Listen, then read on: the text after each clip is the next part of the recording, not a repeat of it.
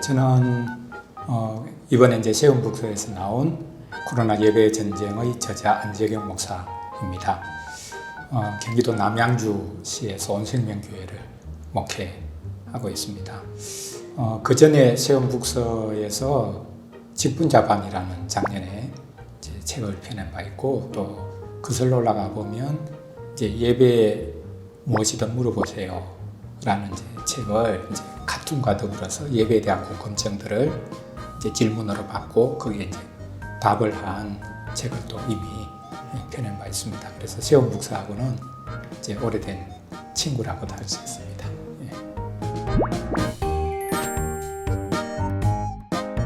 처음에는 제가 이제 편집장으로 있는 개혁정론이라는 인터넷 웹진이 있습니다. 거기에 이제 코로나가 시작되면서 이제 코로나가 바꾸는 우리의 이제 예배나 주일의 풍경들을, 또 그리고 예배의 이제 본질에 대한 이해들을 이제 여러 번 이렇게 이제 기획 기사 형식으로 이제 저도 글을 쓰고 또 이제 다른 분들도 글을 쓰고 이제 올리기 시작했고요.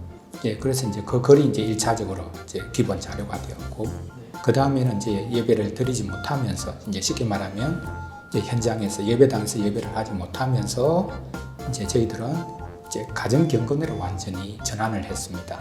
처음에는 이제 온라인으로 실시간 이제 예배 촬영을 하고 그걸 중계한 게 아니라 이제 각 가정에서 이제 설교문을 받아가지고 가장이 예배를 인도하는 그 이제 가정 경건회로 이제 전환이 되면서 왜 이렇게 우리가 가정 경건회를 하는가라는 이제 내용들을 또 목회 서신 형식으로 여러 가지 내용들을 이제 보낸 바 있어서 이제 그것이 또 이제, 그리고 이제 작년 하반기 때 이제 저희 교단에서 이제 70주년 이제 총회를 맞았는데, 그때 이제 코로나와 겸해서 이제 교단 총회 주제가 합당한 예배 세상의 소망으로 정했습니다.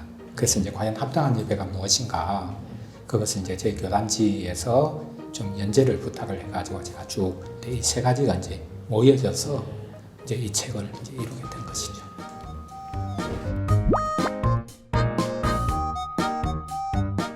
코로나와 거의 전쟁하듯이 이제 전투를 치르고 있고요. 그리고 이제 예배 같은 경우에도 지금 1년 6개월 동안 사회적 거리두기가 계속 변화되면서 이제 정부 당국에서는 예배 인원을 이제 제한을 시키고, 심지어는 이제 어떤 경우에는 대면 예배를 허락하지 않고, 그렇게 하면서 우리는 예배를 해야 된다. 특히 대면 예배를 해야 된다. 그래서 어떻게 보면 이제 정부 당국과도 거의 이제 전쟁을 치르듯이 이렇게 해왔던 그런 요소들도 분명히 있습니다. 이제 그런 의미에서 저는 우리가 하는 예배가 이 시대 속에서, 또 코로나 시대 속에서 어떤 의미가 있는가.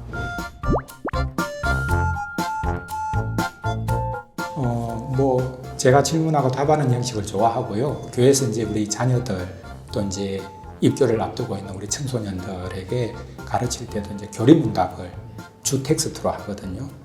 이제 우리 종교개혁 선배들이 이제 하나님의 말씀, 또 우리가 믿어야 될 바를 이제 질문하고 답하는 형식으로 이제 교육적인 효과를 충분히 이제 담을 수 있도록 해왔던 이제 전통이 있는 거죠. 그래서 이제 그 전통 속에서 이제 저는 이제 특히 예배와 관련해서 여러 가지 이제 질문들이 분명히 많이 생겼고, 그 질문들에 대해서 제가 이제 답하는 형식으로 하면 쉽게 이해가 되겠다라는 생각에서 이제 질문하고 답하는 형식을 가졌는데, 그리고 이제 마지막 이제 부록은 이제 조금 특이할 수 있는데요. 1년 한 3개월, 2개월 정도 동안 우리 교회 예배가 이렇게 바뀌어 왔다. 코로나가 진행되고 사회적 거리두기가 또 바뀌고 하면서 우리 예배도 이런 방식으로 변화되어 왔다라는 것을 일지 형식으로 그렇게 쭉 정리했는데요. 이렇게도 예배할 수 있었구나 라는 것들을 이렇게 확인하는 것도 조금은 도움이 되지 않을까 싶습니다. 이제 중요한 것은요, 이제 지금 대부분의 교회가 코로나가 시작되면서 온라인 예배로 다 전환을 했거든요. 근데 이때는 전환할 때는 사실 우리가 준비한 것도 없었고, 또 신학적인 성찰을 하지도 못한 상황에서 그냥 어쩔 수 없이 온라인으로 전환을 해버린 거죠. 그래서 지금 대부분의 교회가 이제 온라인 예배 체제를 다 갖추었을 겁니다. 그럼 이제 온라인 예배 체제가 갖추어졌을 때에 지금 이제 4차 이제 코로나 대유행 같은 경우에는 교회들에서는 사실 저는 아주 지극히 작은 교회나 이게 온라인 시스템이 갖추어지지 않는 교회 외에는 큰 어려움은 사실 없다고 생각합니다. 이미 이제 쭉 노하우가 쌓여서 그냥 목사님이나 또 방송위원들 몇 사람만이라도 그 방송을 그렇게 실시간으로 바로 촬영해서 이제 중계할 수 있는 이런 시스템이 갖추어져 있기 때문에요. 그런 의미에서 이제 4차 대유행 자체가 예배하지 못하게 만드는 큰 이제 위기 요소라 이렇게 생각하지는 않고요. 오히려 이제 지금은 이제 4차 대유행 이후에 다른 것들이 오더라도 그냥 다양한 형식으로 예배는 이제 계속 할 수 있는 이제 근거는 지금 다 마련이 돼 있다 이렇게 생각합니다. 근데 문제는 뭐냐? 문제는요. 그러니까 우리가 어디에서 장소가 예배당이든지 안 그러면 온라인상이든지 심지어는 어떤 경우에는 이제 개인이 그냥 혼자 떨어져 있어서 온라인에 접촉을 하든지 관계없이 과연 우리가 함께 한 하나님의 백성으로 하나님 앞에 지금 나아가고 있는가라는 것을 이제 제대로 느끼는 것, 경험하는 것, 이게 이제 중요하다고 생각하는데요. 이제 이 코로나가 끝나서 다시 이제 대면 예배로 돌아간다고 할 때도 그냥 예배 안에 그냥 내가 한 명 자리를 잡고 앉아 있는 것. 그래서 하나님 주시는 은혜를 내가 받아야 되겠다라고 개인주의적인 방식으로 예배를 이해하고 함께 있더라도 혼자 고립되어 있는 것. 이것이 저는 이제 제일 큰 문제라고 생각합니다. 이제 그런 의미에 있어서 이제 4차 대유행은 뭐 제가 볼 때 예배의 큰 위기는 아니라고 생각하고 이걸 이제 기점으로 해가지고 과연 우리가 원래 하나님께서 기대하셨던 개인주의적인 방식으로 하나님을 만나고 내 구원을 이루어가는 것이 아니라 우리가 하나님의 회중에 속해서 함께 거룩한 몸을 이루어서 하나님께 나아가고 그리고 난 다음에 서로에게 자신을 주는 이런 의미의 참된 예배, 이것이 과연 이제 회복될 수 있을 것인가, 이게 저는 큰 숙제라고 생각합니다.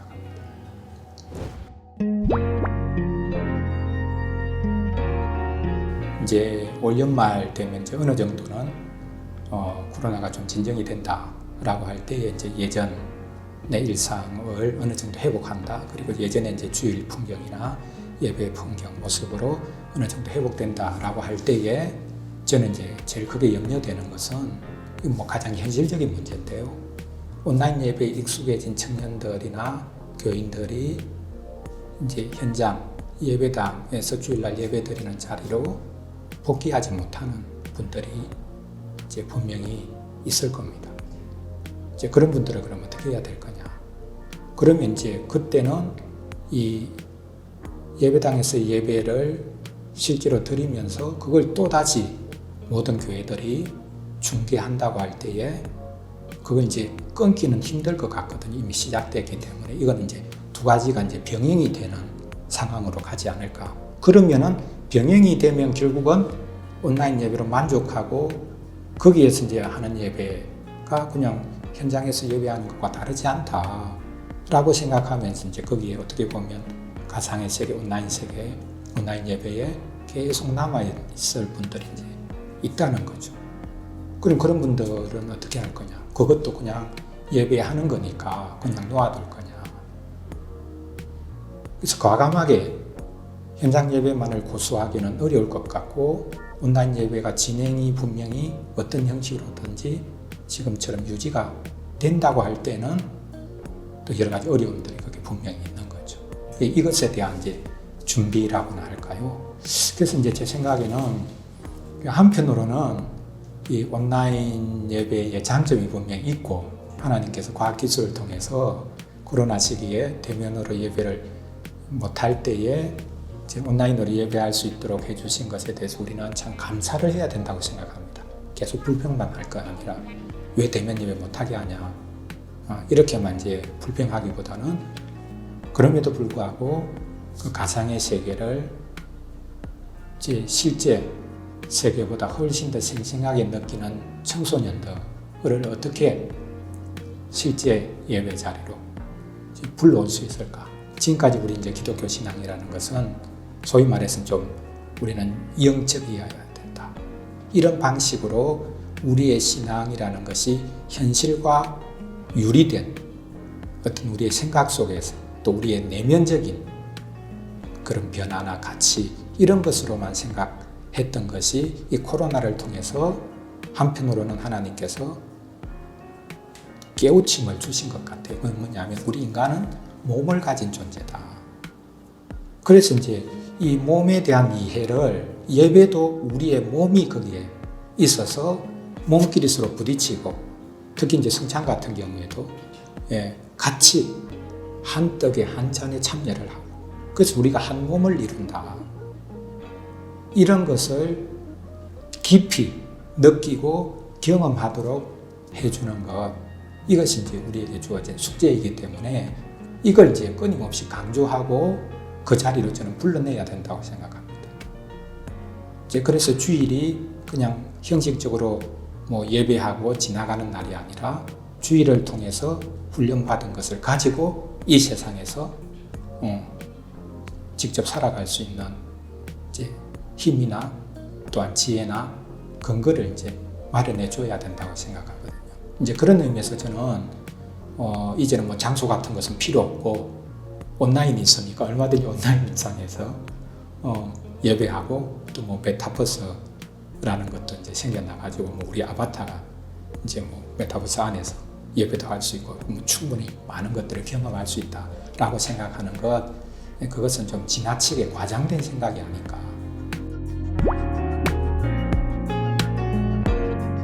가정 경건회나 또 개인 경건회, 개인 뭐 성경 묵상, 큐티 이런 거 얼마든지 할 수 있지 않습니까? 그러나 하나님께서 우리를 구원하시는 방식은 개인으로 하나님과 관계를 가지고 그냥 개인적으로 하나님을 믿고 구원받는 방식이 아니라 우리 기독교는 철저히 교회 안에서 공동체적으로 우리의 구원을 이루는 거죠. 그래서 다른 성도가 없이는 내 구원이 이루어질 수 없다.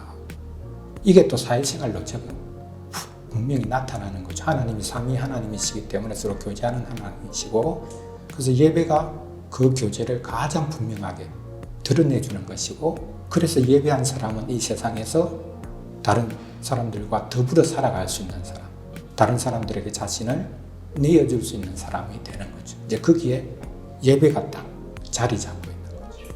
그래서 예배를 개인주의적인 방식으로 내가 은혜를 받는 방편.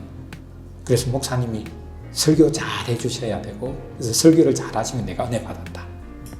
이렇게 하고 끝나는 이런 예배가 아니라 한 자리에 모든 성도들이 함께 있다는 그것만으로 너무 감사하고 그전에는 뭐 자본주의 시스템 속에서는 나 혼자 돈 많이 벌고 뭐 좋은 거 누릴 수 있고 그러면 뭐 좋은 삶을 살 수 있다 했는데 코로나가 터지니까 아무리 내가 조심해도 다른 사람이 코로나에 걸리면 나도 위험해지고 그래서 다른 사람이 건강해야 나도 건강할 수 있다. 우리는 어차피 더불어 살아갈 수밖에 없는 그런 사회, 그런 존재구나라는 것을 코로나가 깨우쳐 주었기 때문에 코로나는 우리에게 많은 것을 앗아갔지만 오히려 훨씬 그것 이상으로 귀한 것을 우리에게 깨우쳐 주었다. 우리는 혼자 살아남을 수 없는 존재다. 이게 이제 가장 분명하게 표현하고 나타내는 것이 기독교 신앙이거든. 그게 예배 안에서 또 분명하게 표현이 되는 거죠.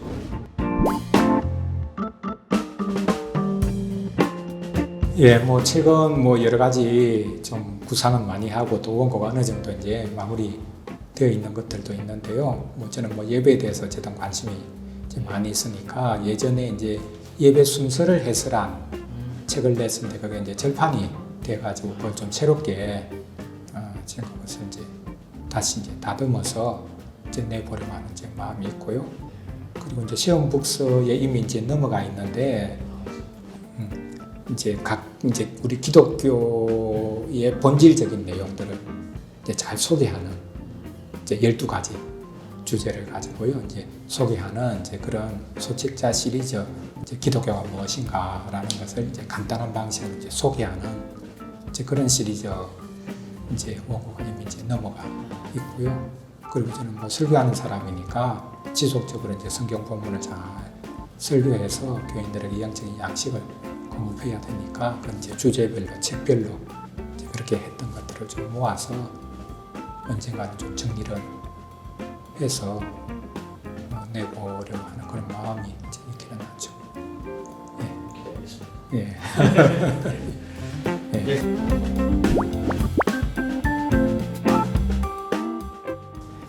예, 뭐 이 예배가 제가 이제 뭐 예배에 관한 책은 이제 여러 권 썼는데요. 이 책은 이제 뭐 예배에 대한 뭐 이론적인 책이 아닙니다.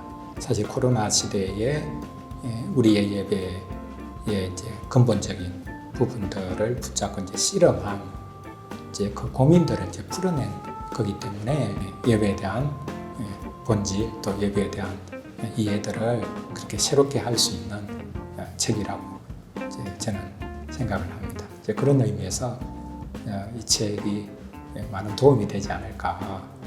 과연 이제 우리가 함께 모여서 도대체 지금까지 했던 예배가 어떤 예배였는가, 그 의미가 뭐였는가, 그렇게 하지 못했을 때 우리는 그러면 예배하지 않는 건가, 이런 것에 대한 질문들을 스스로에게 많이 이제 던진 것 같습니다.